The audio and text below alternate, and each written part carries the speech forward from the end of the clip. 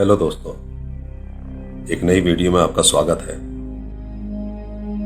भारत की सबसे डरावनी और भूतिया जगह का नाम सुनते ही लोगों के दिमाग में जो सबसे पहला नाम आता है वो है भानगढ़ का किला। और भारत ही नहीं बल्कि ये पूरे एशिया की सबसे हॉन्टेड यानी कि भूतिया जगह मानी जाती है।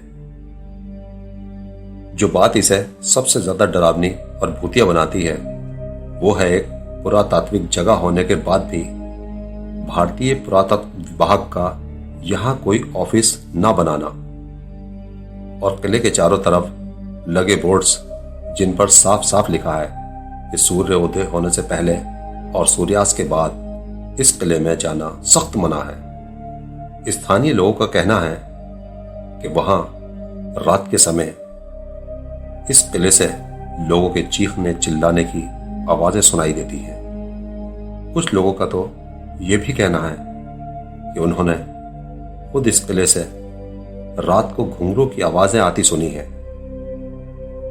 ये वीरान किला अपने अंदर दर्जनों राज समेटे है।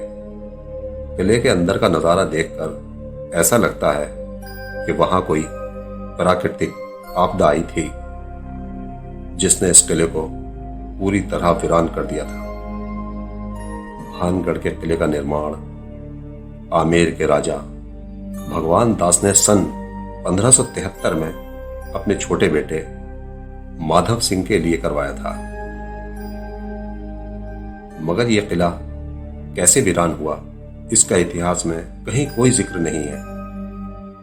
हाँ, मगर स्थानीय लोगों के बीच कुछ कहानियां जरूर प्रचलित हैं जो कि इशारा करती हैं कि इस किले में कुछ तो जरूर है। उन्हीं प्रचलित कहानियों में से दो सबसे प्रचलित कहानियां हम आपको सुनाने वाले हैं। जो पहली कहानी है वो जुड़ी है गुरु बालूनाथ से। कहते हैं भानगढ़ किले से कुछ दूरी पर एक साधु गुरु बालूनाथ रहा करते थे। जब राजा भगवान दास ने भानगढ़ के किले का निर्माण शुरू करवाया तो गुरु बालूनाथ ने राजा भगवान दास को एक संदेश भिजवाया था जिसमें लिखा था कि मुझे आपके यह किला बनवाने से कोई आपत्ति नहीं है, लेकिन एक बात का ध्यान रहे कि इस किले की दीवारें इतनी ऊंची ना हो जिससे कि उन दीवारों की परछाई मेरी तपस्या करने की जगह पर आए और मुझे छुए। राजा भगवान दास ने गुरु बालूनाथ की दी हुई इस चेतावनी पर ज्यादा ध्यान नहीं दिया। जब वो किला पूरी तरह बनकर तैयार हो गया तो उसकी दीवारों की परछाई गुरु बालूनाथ की तपस्या करने की जगह तक पहुंचने लगी। गुरु बालूनाथ ने इस बात से क्रोधित होकर पूरे भानगढ़ को यह श्राप दे दिया कि भानगढ़ एक दिन पूरी तरह बर्बाद हो जाएगा। इस घटना के कुछ समय बाद ही भानगढ़ पर मुसीबत टूटने लगी और पूरा भानगढ़ बर्बाद हो गया। इसके अलावा भानगढ़ किले की एक कहानी और है। ये कहानी लोगों के बीच सबसे ज्यादा सुनी और सुनाई जाती है और इसी कहानी पर लोग सबसे ज्यादा विश्वास करते हैं। ये कहानी जुड़ी है एक राजकुमारी से जिसका नाम रत्नावती था, जो बेइंतहा खूबसूरत थी। राजकुमारी की खूबसूरती के चर्चे दूर दूर तक थे। एक दिन जब राजकुमारी रत्नावती अपनी कुछ दासियों के साथ इत्र की एक दुकान में खड़ी थी कि तभी सिंघिया सेवड़ा की नजर राजकुमारी पर जा पड़ी। सिंघिया सेवड़ा एक तांत्रिक था जो भानगढ़ राज्य में ही रहा करता था। वो काले जादू का महारथी था। सिंघिया सेवड़ा ने जब राजकुमारी को देखा तो वो राजकुमारी पर दीवाना हो गया। सिंघिया सेवड़ा ने उसी समय राजकुमारी को अपना बनाने का इरादा कर लिया। वो ये अच्छे से जानता था कि वो सीधे सीधे राजकुमारी को कभी अपना नहीं बना सकता। उसने राजकुमारी द्वारा खरीदे इत्र पर चुपके से काला जादू कर दिया। राजकुमारी रत्नावती जब वहां से थोड़ा दूर पहुंची तो उनकी एक दासी ने उन्हें बताया कि एक अनजान व्यक्ति ने इस इत्र की शीशी पर तंत्र मंत्र किया है।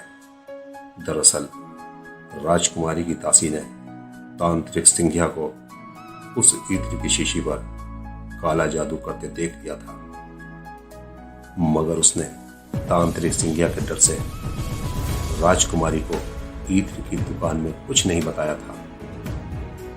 राजकुमारी को जब पता चला कि उस इत्र पर तंत्र मंत्र किया गया है तो उन्होंने वो इत्र की शीशी रास्ते में मौजूद एक चट्टान पर दे मारी। शीशी का सारा इत्र उस चट्टान में समा गया। उस चट्टान में इत्र लगते ही वो चट्टान बहुत तेजी से लौटते हुए तांत्रिक सिंघिया सेवड़ा की तरफ बढ़ने लगी। दरअसल सिंघिया ने उस इत्र की शीशी पर ऐसा काला जादू किया था कि वो इत्र जिस पर भी लगेगा वो तांत्रिक सिंघिया की तरफ खींचा चला आएगा।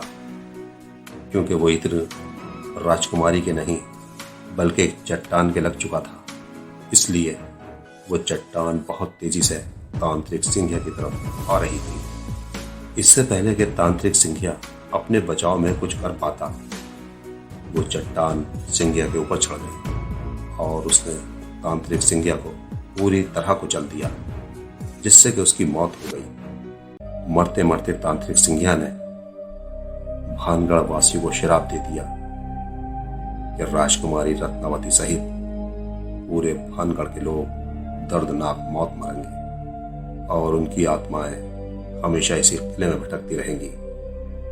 ये श्राप देकर तांत्रिक सिंघिया तो मर गया, मगर उसके कुछ समय बाद ही भानगढ़ और उसके पड़ोसी राज्य अजबगढ़ के बीच एक भयानक युद्ध हुआ, जिसमें अजबगढ़ की सेनाएं भानगढ़ के किले के अंदर घुस गईं और उन्होंने पूरे भानगढ़ में कोहराम मचा दिया और जो भी मिला उसे कत्ल कर दिया। यहां तक कि उन्होंने राजकुमारी रत्नावती को भी नहीं बख्शा। इस युद्ध के बाद भानगढ़ पूरी तरह वीरान हो गया और जब से लेकर आज तक वीरान पड़ा है। ऐसा नहीं है कि लोगों ने वहां बसना नहीं चाहा, कई लोगों ने वहां बसने की कोशिश की, लेकिन कोई वहां बस ना सका। शायद तांत्रिक सिंघिया के दिए उस शराब से भानगढ़ श्रापित हो गया।